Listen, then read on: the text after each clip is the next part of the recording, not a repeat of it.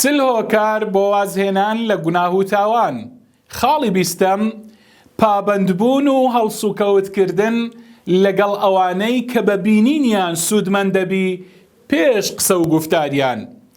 خوشک و برای ڕێزدارم، هەوڵدا لەگەڵ ئەو کەسانە هەڵسوکەوت بکە، لەگەڵ ئەو کەسانە دانیشە و برادەرایەتی و هاوڕێتی بکە کە تەنیا بە بینینیان سوودمەند دەبی جگە لەوەی کە قسە و گفتار بکەن.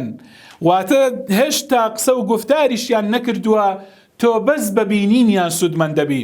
چونکە لە یادت بێتن مرۆڤ بەو کەسەی کە هەڵسوکەوتی لەگەڵ دەکات لەگەڵی دادەنیشێ و دەڕوات و دێت و دەچێت کاریگەر دەبێت. چونکە پێغەمبەر صلی الله عليه وسلم دەفەرمێت المرء على دين خليله فلينظر أحدكم من يخالل.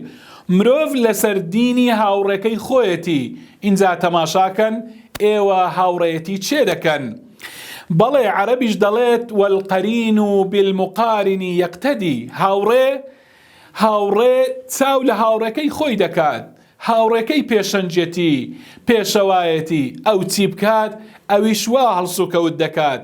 بۆیە لە یادت بێت زۆر کەس هەبوو، زۆر مرۆڤ هەبوو ویستی واز لە گوناه و مەعسیەت و تاوان بێنێت، ویستی بە یەکجاری پشت لە گوناه و تاوان بکات، بەڵام هاوڕێی خراپ وای لێکرد کەوا ڕایەکەی بگۆڕێت، قەرارەکەی پێگۆڕی، ڕای پێگۆڕی، بەڵێ بەرەو هەڵدێری برجارێکی تر. چەند گەنجمان هەبوو ویستی کەوا بەرەو ڕێی هیدایەت ڕێگا بگرێت، بەڵام هاوڕێی خراپ ڕێگری لێکردلەوە، ڕێگری لێکرد کەوا بەرەو ڕێگای هیدایەت بڕوات، بەرەو بەهەشتێکی نەبراوە هەنگاو هەڵبنێت. و هەروەها زۆر خوشتی بەڕێزمان هەبوو، زۆر خوشتی مسلمان و کچی باش هەبوو کەوا دەیانویست بڕیاریان دابوو بگەڕێنەوە بۆ لای خوای پەروەردیگار، بڕیاری حیجابکردنیان دابوو، بڕیاریان دابوو کەواز لە ڕێگای شەهەوات و ئارەزوو بێنن، بەڵام هاوڕێی خراپ بوو کەوا بۆ هۆکاری ئەوەی کەوا بەردەوام بن لە ڕێگای هیدایەت، بەڵکو بەردەوامیان کردن لە ڕێگای گومڕایی و سەرگردانیدا. بۆیە ئەی ئەو کەسی کەوا دەتەوێت واز لە گوناه و مەعسیەت بێنی، دوور کەرەوە لە هەموو هاوڕێیەکی خراپ.